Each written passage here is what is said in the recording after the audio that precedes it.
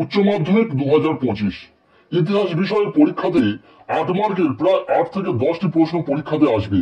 লিখতে হবে যে কোনো 5টি প্রশ্নের উত্তর।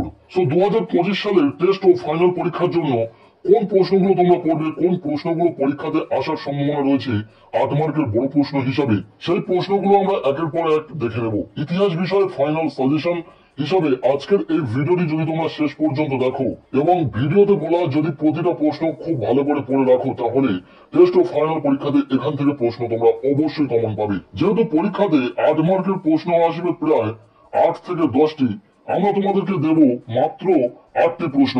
যে 8টি প্রশ্ন ভীষণ গুরুত্বপূর্ণ, পরীক্ষাতে আসার সম্ভাবনা খুব বেশি রয়েছে এবং ওই 8টি প্রশ্ন দেওয়ার পর প্রতিটা অধ্যায় থেকে তোমাদেরকে দুটো একটা করে প্রশ্ন বলে দেবো, যেটা অধ্যায় ভিত্তিক বলবো।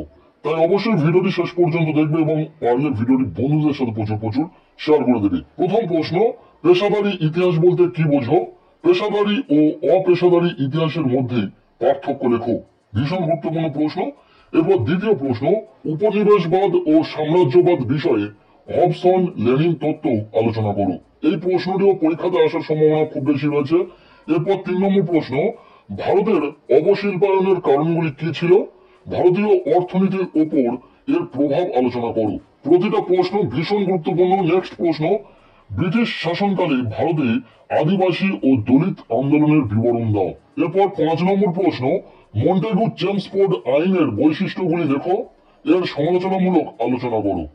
পরের প্রশ্ন, 1942 খ্রিস্টাব্দের ভারত ছাড়ো আন্দোলন সম্পর্কে একটি নিবন্ধ লেখো। প্রতিটা প্রশ্ন পরীক্ষাতে আসার মতো প্রশ্ন।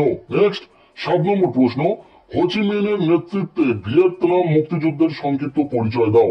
এই প্রশ্নটিও পরীক্ষাতে আসার মতো গুরুত্বপূর্ণ রয়েছে। এরপর 8 নম্বর প্রশ্ন, স্বাধীনতা পরবর্তীকালে ভারতের প্রথম 3টি পঞ্চবার্ষিকী পরিকল্পনার লক্ষ্য ও গুরুত্ব আলোচনা করো।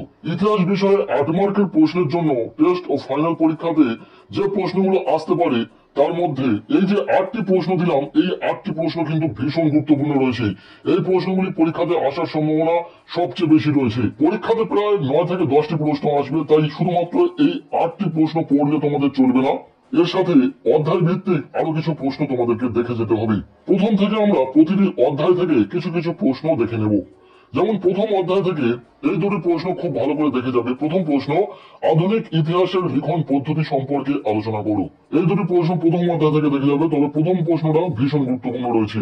নেক্সট দ্বিতীয় অধ্যায় থেকেও এই দুটি প্রশ্ন খুব ভালো করে দেখে যাবে। প্রথম প্রশ্ন, সাম্রাজ্যবাদ বলতে কি বোঝো? সাম্রাজ্যবাদ উদ্ভবের কারণগুলি সংক্ষেপে আলোচনা করো। এই প্রশ্নটি ইম্পর্টেন্ট রয়েছে। নেক্সট আমরা দ্বিতীয় প্রশ্ন দেখে নেব, নয়া উপনিবেশবাদ কি? নয়া উপনিবেশবাদের বৈশিষ্ট্য লেখো।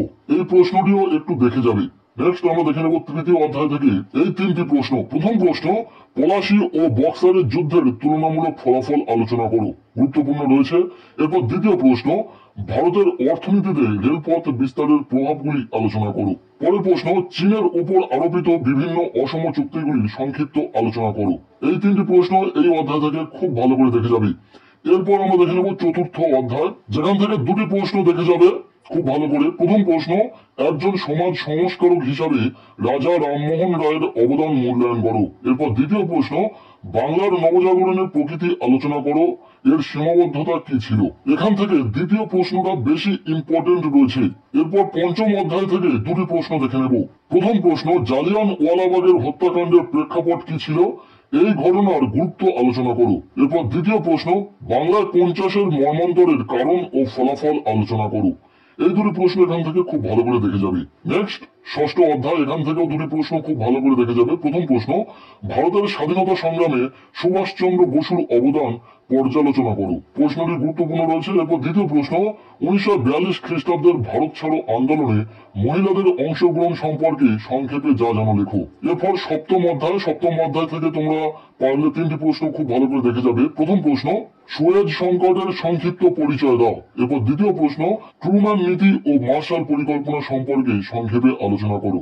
নেক্সট দেখে নেব অষ্টম অধ্যায়। এখান থেকে একটি প্রশ্নটি হলো, স্বাধীন বাংলাদেশ উত্থান ও শেখ মুজিবুর রহমানের ভূমিকা আলোচনা করো। ইতিহাস বিষয়ে পরীক্ষার জন্য 8 মার্কের সাজেশন হিসাবে এই প্রশ্নগুলি যদি তোমার খুব ভালো করে পড়া থাকে তাহলে আশা রাখবো সামনের টেস্ট ও ফাইনাল পরীক্ষাতে এখান থেকে প্রশ্ন কমন পাবে। আর ইতিহাস সহ অন্যান্য বিষয়ের সাজেশন পেতে অবশ্যই চ্যানেলটিকে সাবস্ক্রাইব করে রাখো, পারলে ভিডিওটি বন্ধুদের সাথে প্রচুর শেয়ার করে দাও।